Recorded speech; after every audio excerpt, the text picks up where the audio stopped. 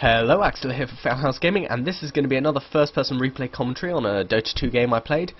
Not with Critical Hit this time, or with my housemate Gareth or anything like that. It's just me on Faceless Void. I thought I'd show you this game because we didn't do terribly in the early game, but we didn't do as well as we could, and their anti-mage got a decent start, and then events happened. I won't spoil whether we win or lose. So far I've only put wins up, so, you know, it'd be nice for a change.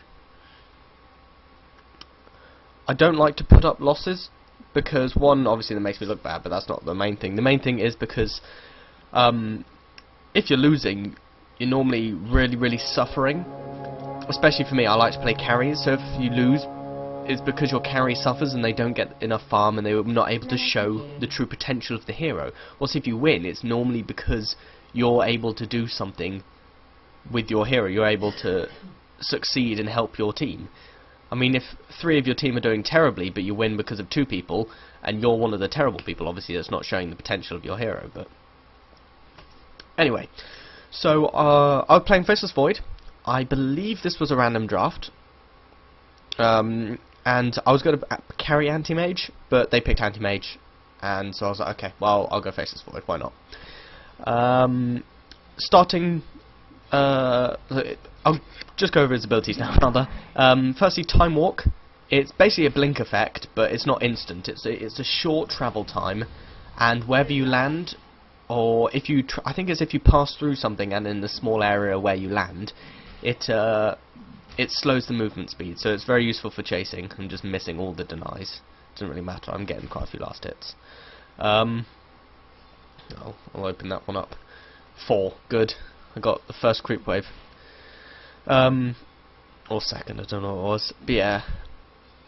Time Walk's pretty good for chasing, also very good for escaping. That's why I normally pick it up at level 1. We've got a lot of sentries here, so it's nice. They put down both sentries. I think that's kind of a waste, since they do only last 2 minutes. But having it in the lane where there's farming is decent. I was pushing the lane, which was unfortunate. The fact that we had 2 range creeps didn't help. So yeah. His other abilities, Time Walk, when you level it up, it increases the slow effect, or just hit the mic, it increases the slow effect, reduces the cooldown, and increases the range hugely, so it's actually really good to level this up, but it's the last thing I level up, just because it's useful, but it's not one of his better abilities. His other 2 abilities, we've got a first blood by killing... our DC'd Witch Doctor, and we were annoyed at this. We do pause here. Basically, the Witch Doctor was AFK in the jungle, and we were saying, well, he was AFK. Any nice person would have just would have paused the game. You see an AFK person, you pause the game and wait, and then they DC. And this Weaver was like, well, I killed him before he DC'd. Of course you did. There's 20 seconds between when you actually disconnect, when the game says you're disconnected.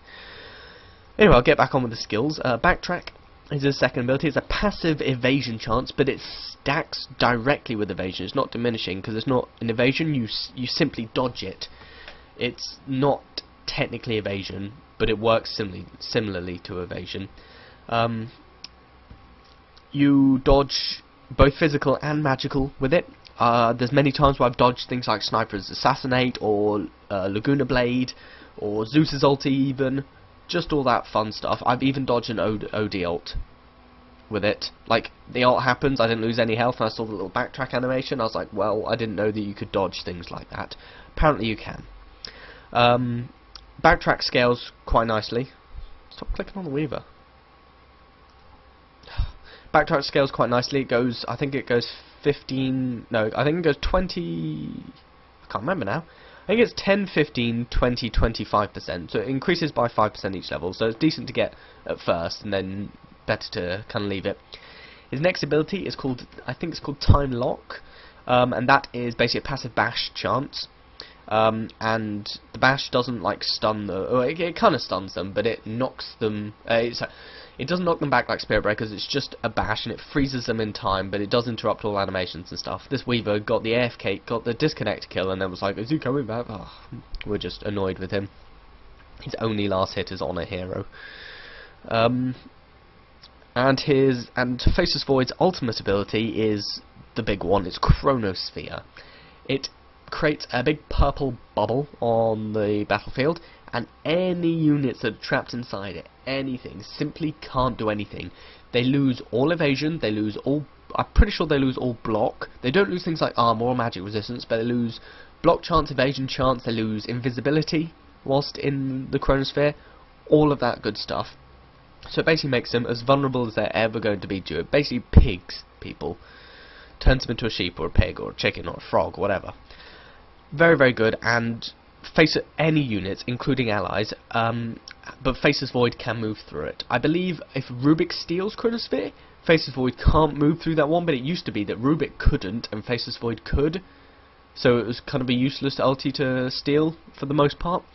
But I'm pretty sure they changed it so that Faceless Void is affected by the Rubik Chronosphere and Rubik isn't. As far as the hero itself goes, he's an agility carry, and he scales quite heavily with attack speed specifically, because like he hits semi-hard, his bash gives him a natural like good hit whenever that happens. It's 25% chance at level 4, or rather once the skill's level 4. And so you could technically perma-lock somebody. Obviously with pseudo-random distribution it's a lot less likely to permanently stun somebody with it. So it's a second bash. It's like it stuns for a full second before it releases them. So you can perma stun people, but pseudo random makes that incredibly unlikely. Good items to build on him are things like Mask of Madness, Battle Fury is decent. Any crit or any massive damage items like an MKB or Daedalus or stuff like that. MKB I used to like building on him. Yeah, that was the bash effect. Yeah, it's 10, 15, 20, 25. Time lock. It's bonus damage of 40 at first, so it's good for last hitting, as well as obviously increases 10, 15, 20, 25. And this is Chronosphere. It's a long cooldown. It's 2 minutes, level 1. It goes down to 100 seconds, which is just over a minute and a half. But if you have an Accept, it reduces the cooldown to a minute. So, Accept is not terrible, but it's not great. Lasts 5 seconds as well, so that's pretty nice. Or with the Sceptering lasts a little bit longer. So yeah, there we go. I used Time Walk to just get out of there, and then I realised how much of a mistake that was, because my Skyearth came in and just decided to do a lot of damage. If the Weaver's salving up, so if I'd known the Skyearth was going to come in there and potentially save me, oh, there's the courier. I get the courier, which is great. And then I'm pretty sure we kill the Weaver. Oh, I did a bad Time Walk, really. Don't get the Weaver, but got the courier. This Witch Doctor taking my last hits was very annoying. Okay, and I was literally just in mid-animation, and he just right-clicks it. So yeah, Faceless Void has not terrible stat game. His int gain is pretty bad, but his strength and agility gain, actually his strength gain is terrible, 1.6. His agility gain is nice at 2.65. Intelligence gain is really bad at 1.5. So yeah, as far as starting items go, I have Tango Salve, Double Slippers, Iron Branch. This was an old build, so I've not updated it for the new gold thing. I've not played Faceless in a long time.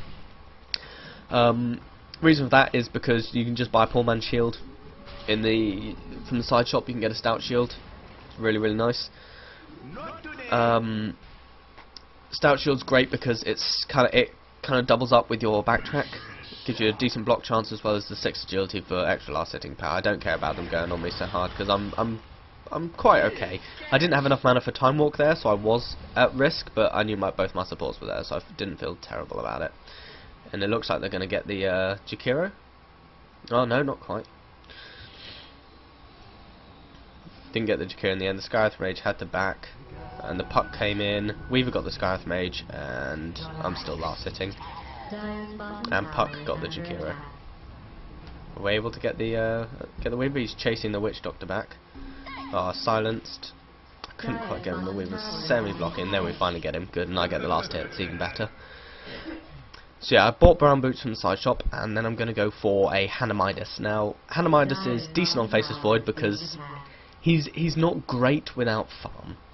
I mean, you can chronosphere people in the early game for solo kills, like that's perfect to do. You don't always have to chronosphere an entire team fight.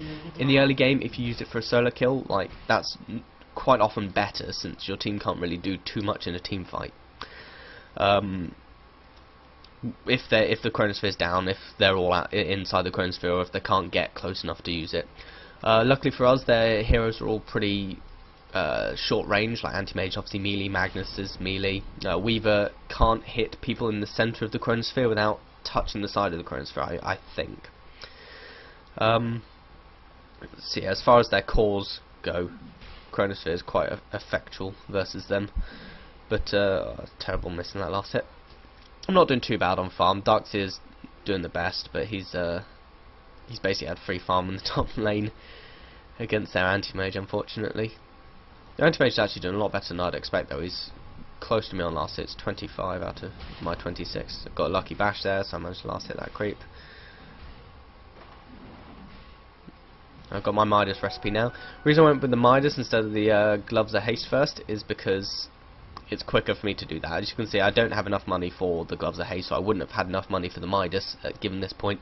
And as soon as bad stuff happens, I can do, well, as soon as I get enough money rather than not bad stuff happens. That's what I thought was going to happen now, but we managed to scare him off. As soon as I have enough for the Midas, I can just go to the side shop and pick up the Gloves of Haste. They actually had a, did they have a ward there? Yeah, they did.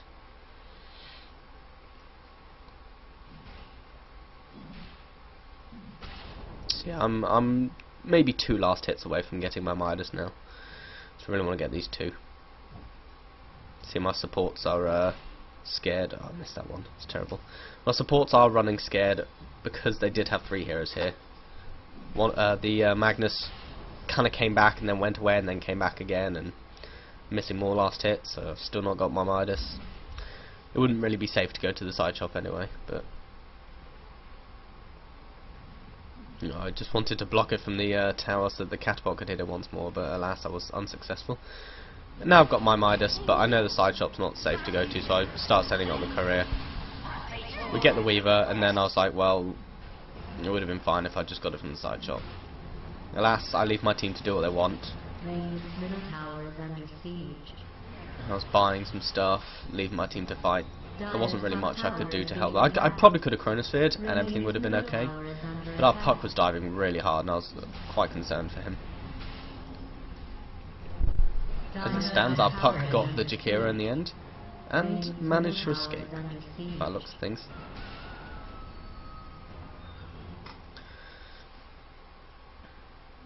The Weaver's chasing him now. Dire's bottom tower is under attack. Yeah, the puck escapes, which is really, really good. He dived, got the Jakira, and got out of there, which is nice.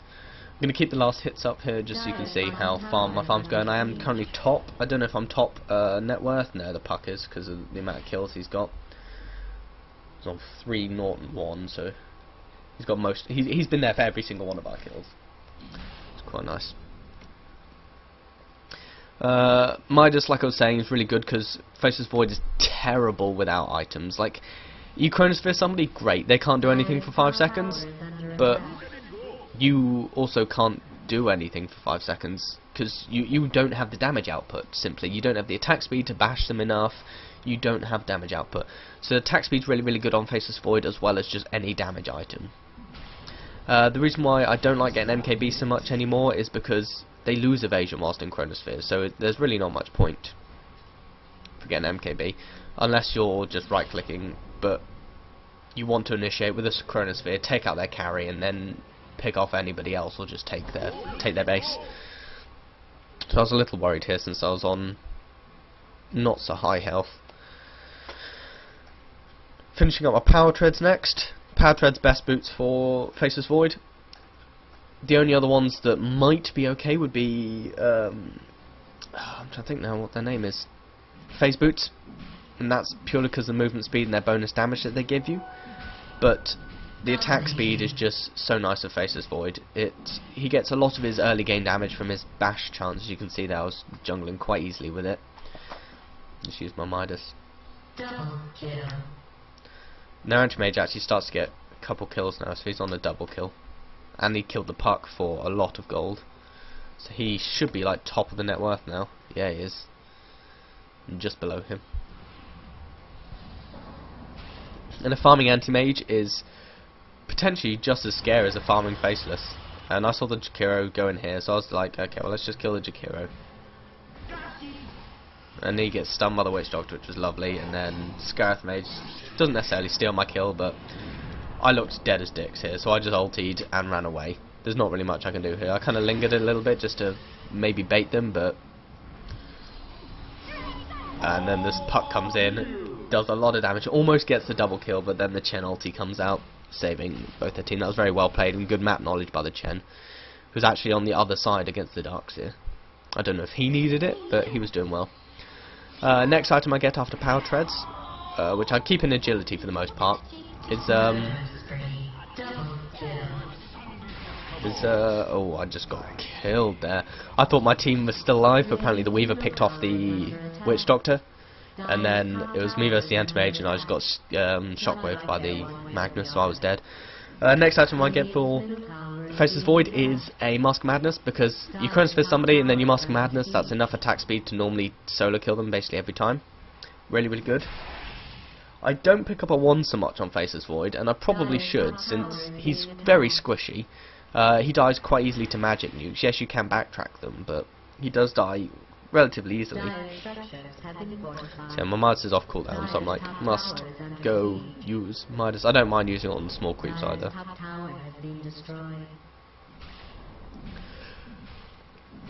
The reason I don't just go Midas into Battle Fury is because the Power Treads just helps you farm so much more than trying to build up to Battle Fury, because of the attack speed and the stats, and it gives you that extra survivability.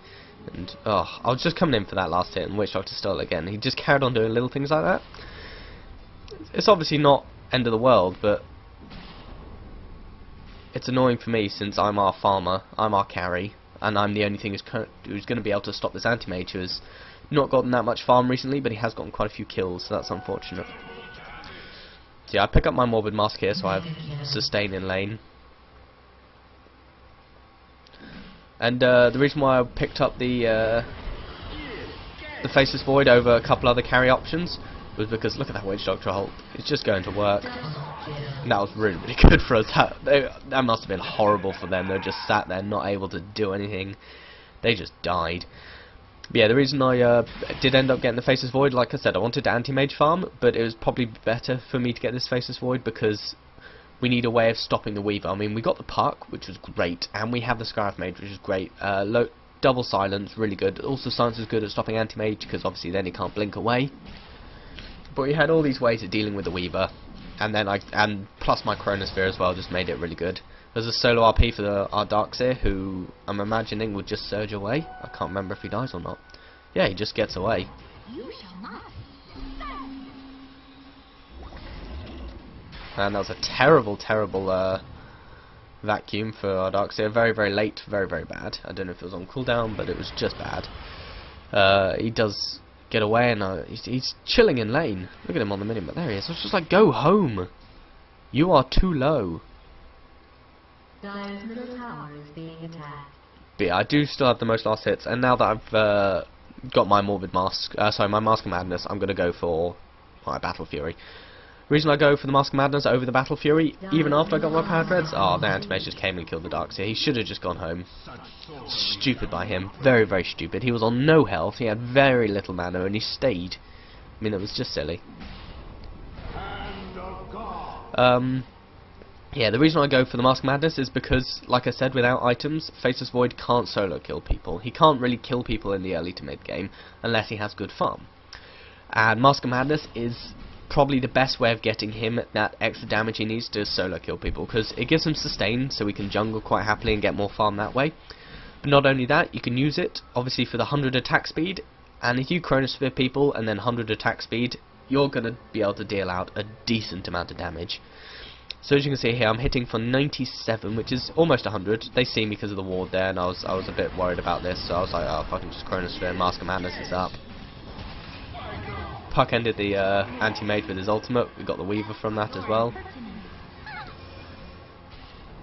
And I just keep farming. I realise they're going to go under their tower, and there's just not much point. I'll just keep farming. So I get mech'd and arcaned. this Jakira was very risky to get that out, and that was a good vacuum. Get a kill on the Jakira, I get one hit on him, and then he gets crushed. Oh, that silence just before the freaking reverse polarity, that would have been horrible, but yeah. I'm able to use my Midas, get the last hit on the Magnus, and get the last hit on the tower, so that's a lot of gold going my way. As you can see, I've already gone up to 1.5k, and I got my Morbid Mask, my Mask of Madness, like, barely any time at all. Puck tried to silence the creeps, so I don't think it works. But yeah, I managed to get a last hit on one of those creeps, which was nice. That's 3 gold for me, really. The Puck and the Scarith are diving for that. Next item I go for, I want to buy my full Perseverance, I don't quite have enough for it. See the anti-mage trying to get the Puck. Oh, he gets silenced just before LTs. It wouldn't have done too much damage unless he'd done it to the Scarith, but then I jumped down here, and that was a mistake for me, because I'm now dead.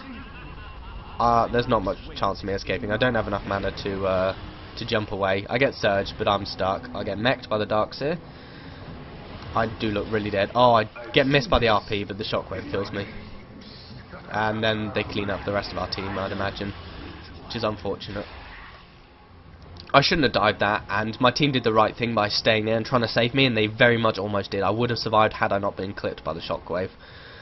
But ooh, no, the Darkseer did get killed in the end. But yeah, that anti-mage was able to. He's almost got his Battle Fury. We are 16 minutes in, and I'm just like, well, he's probably got his Battle Fury now. I jumped in, and that was completely my fault. Our team shouldn't have died. We should have backed off. We would have still had 3 of us. Anti-mage wouldn't have his Battle Fury. It's not the earliest Battle Fury. In fact, it's quite late for him. He's on it's about a 17-minute Battle Fury. And as you see, my farm rate, I should be getting a pre-20-minute Battle Fury on top of Treads, on top of Poor Man's Shield, on top of Mask of Madness, and on top of the Midas. So that would be ideal. I just need like, I need almost 3k, almost the full 3k for it, but I have 2.5 minutes to get that, and with my Midas it shouldn't be too difficult. It's more likely going to be like a 22-minute Battle Fury, which isn't bad considering all the items I got. Puck got the last hit on that, which is unfortunate for me, but that Chen's here, and I'm like, well, he's dead. There's no point in me chronosphering for that, so I'll just Mask Madness and get the creeps, and I don't even get that, which is unfortunate. But we see the Magnus here, so I'll chronosphere for that quite happily, and I get the kill on him despite the iron shell, so that's good for us. Pop up my Mask of Madness.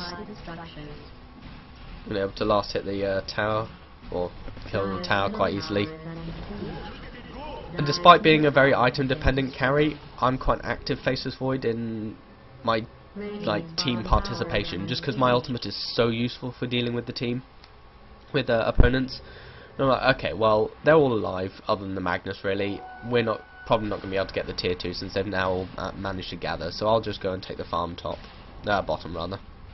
I don't quite get that last hit. Get a bash on that one, so I get that one.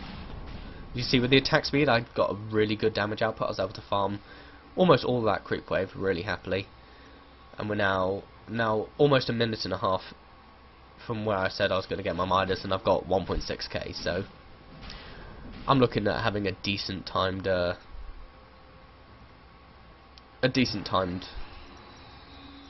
Battle Fury.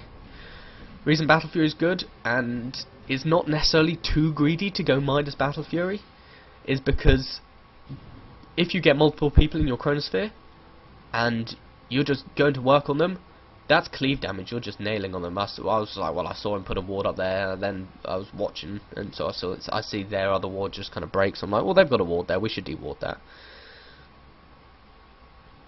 Pick up some TP scrolls.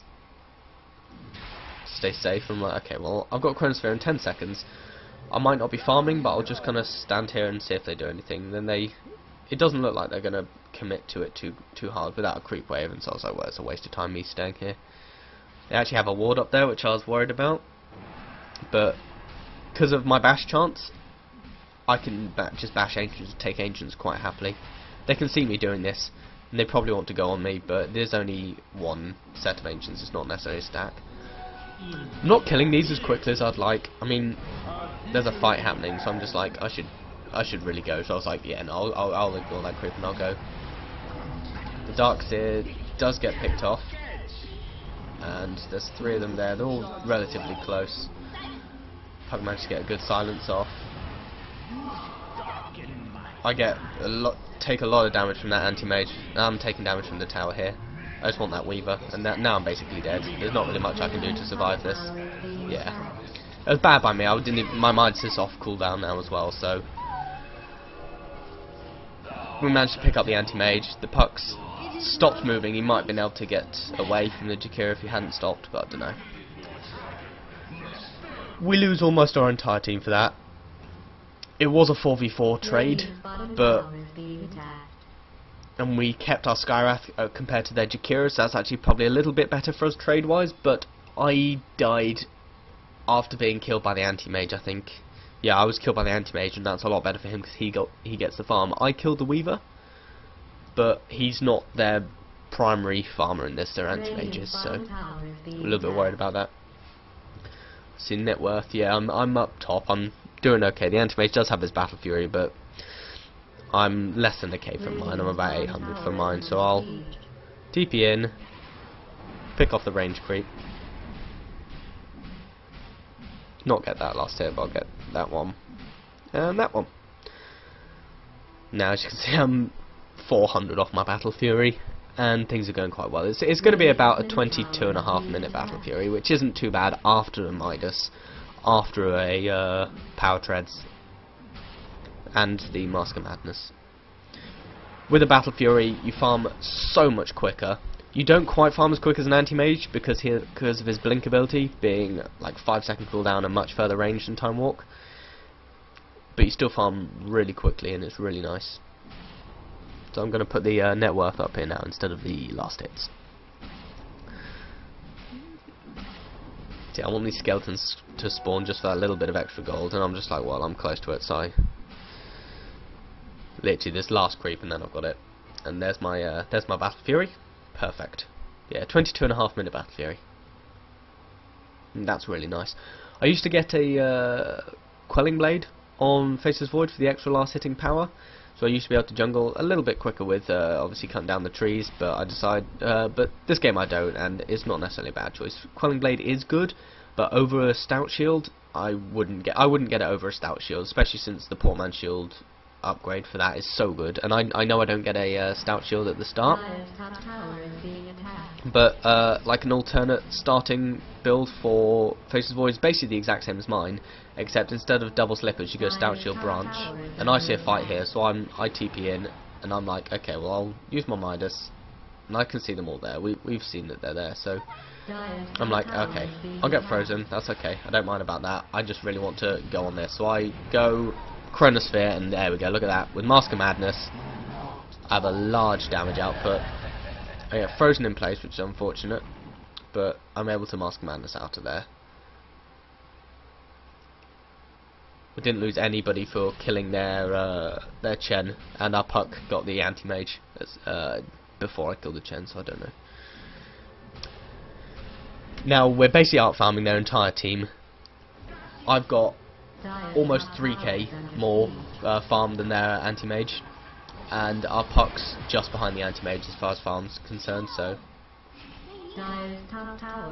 Puck's also going to get the Jakira here. Oh, I got it, so that's good. Yeah, Puck managed to get the assist goal there, and so he's above the anti-mage now. Just about, and we're like, okay, great time to Roshan. Faceless Void can solo Roshan, because obviously with the bashes. Backtrack also blocking a lot of the damage. But he's quite slow at doing it. So I'm going for a Chrysalis here. And I decide to sell my TP scroll, because with the Chrysalis here, I'll be able to get the Chrysalis and the Aegis, and then a team fight happens, and that was a great vacuum into Skywrath Mage's ulti. I don't know if that was coordinated, but it was good. And Puck blinks, and I go in, I get a double kill for my troubles, and we still get Roshan. I'm like, okay, well I'll just use my Midas, we'll push this tower. I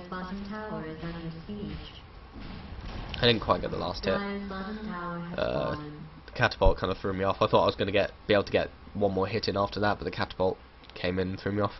So yeah, I've got my Chrysalis coming in. They actually came on us because they had a ward, and it just went badly for them. I was quite happy to solo this, so we weren't all caught in the pit. Plus, going towards the Roshan pit against a Darkseer is scary, since obviously the whole vacuum wall combination in this enclosed area is really nice for us anyway. So yeah, we get the Puck gets the last tail unfortunately, but I get the Aegis, and now I'm really happy. You see, I crit for about 350. It's not bad. That Jakiro got too close and just died. He melted. It was really bad play by him. I managed to dodge a shockwave that time. Just see the crit storm coming. I hide away from it, and then I'm ready. I've got my ultimate up. I'm ready to go in on this. I'm like, oh great, all three of their cores are there. I'll just move on to the anti-mage. I managed to get the Chen as well. We get the Puck ultimate, we get the orb come in. That was just such a good initiation, even if it does sound like I'm blowing my own trumpet a bit here. I saw that their three cores were there. Their Magnus with the reverse polarity, that ulti smiley face. Obviously the anti-mage with all of his farm that he has, and their Weaver, who is difficult to kill anyway. Ulti on the three of them. Chen, I think, walked into it just a little bit because it came out of nowhere almost, and there wasn't really much he could do from there. They lost their big heal and their three cores, their big lockdown, and they're too hard to kill farming heroes who do most of their damage, if not all their damage. At the moment, their most damage probably comes from Macropyre from Jakiro, with maybe a reverse polarity into Ice Path lockdown. Like, that would be the only way which they could conceivably win a team fight with all of our cooldowns off. Our Puck's got a sheep stick, so he's really well farmed. They get a reverse polarity on the Darkseer, which isn't too bad because it's solo reverse polarity, and I just ignore everything and go for the rack. Sorry. I see that our team getting cleaned up. I decide to just head off. Like, there's not much point in me staying there. Obviously, we might be able to get a kill on the Weaver. We did get a kill on the Weaver in the end because the Scarif Mages, our Scarif Mage was decent, but I didn't want to stay there and die, quite simply. So I just focused on the melee racks rather than fighting them. Maybe if I'd helped my team, we would have been able to keep our team alive, kill them as well as taking the racks. But I felt like it's probably better to do this way. So I'm going to go over here, sell my power treads, get my boots of travel. I do have the Aegis, and I did kind of forget about that. I don't think I saw the double damage rune either, so I pick up my boots of travel, and then I can be anywhere I want. Boots of travel, like I said, so I can be anywhere at once. It is the natural upgrade for basically any boots. This is a lot earlier than I normally get like a boots of travel upgrade, and that's purely because I saw a lot of people bottom, so I decided to come and help the Witch Doctor here. I didn't actually see where they were, and I was like, oh god, there's lots of people there. I'll just ulti, take the Chen. I don't have my Mask of Madness up for this, so yeah, my Mask of Madness. We get the stun, and I get a triple kill on those three. That was really nice. That Scarif Mage ulti was really like clutch for us killing the Chen and the Magnus, because Magnus was like mid-skewer. I could have time walked to kill him, but I know the anti-mage, our Scarif Mage, sorry, was so good with his silences and with his ultis. Puck kills the Weaver solo mid with a sentry ward that we had there, which was really nice. But yeah, I don't normally pick up boots of travel this early, but I decided on doing it because I didn't have the inventory space for a TP scroll. It's nice if I'm able to be there wherever I want. The movement speed's good, and I had 2k gold basically. It's much better to get something like a butterfly, because it adds the evasion as well as all the attack speed you get from it. You get like 60 attack speed from a butterfly, and the agility for even more last hitting power, so I can hit harder with my Daedalus. But yeah, so I time walk here, and I'm like, okay, well I'll just kill the Magnus. He managed to skew away. I don't get a bash on him, which was unfortunate.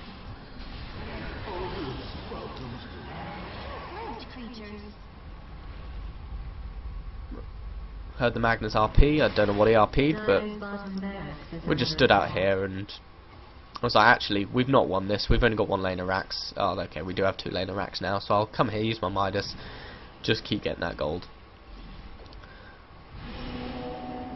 Instead of boots of travel, I would have a butterfly by now if I'd done that, or I'd be close to butterfly. No, I pop up my ultimate there so the tower doesn't hit me and I'm able to clean off the Jakiro.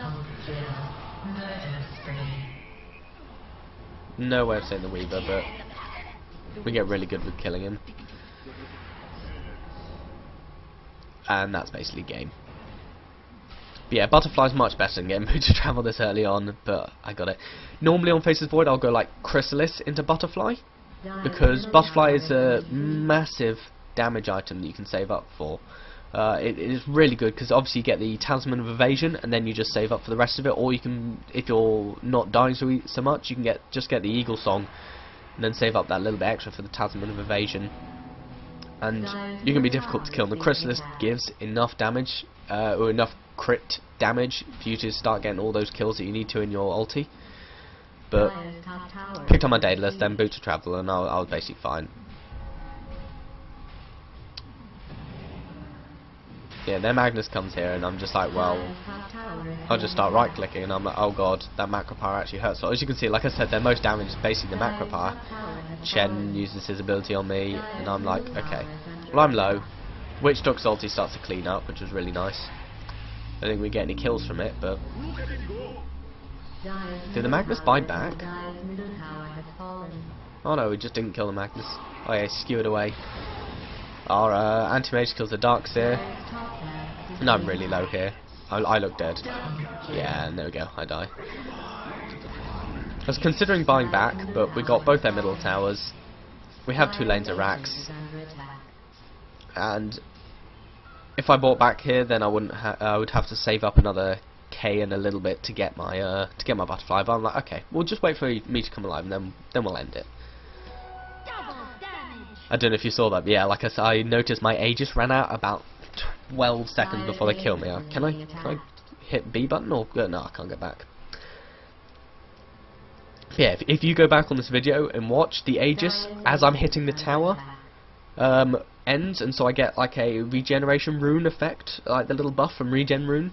That looking effect comes up on my buffs and debuffs bar, and I'm attacking the tower, and I'm like, oh, my Aegis ran out, and then I get killed. I'm like, oh, for God's sake, it happens so close to. Oh, Darkseer gets his 33-minute catch-up Midas.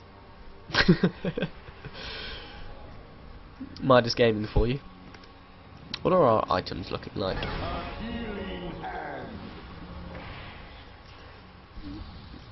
So yeah, I'm not there, and our team's fighting and driving them off. I say our team, it's our Scarith Mage and our Puck fighting 4 of them and having to send, well, fighting all 5 of them, and their Chen's having to go home. So I get my butterfly, and it's basically over from here. After butterfly, I prefer to normally go like a basher or a heart.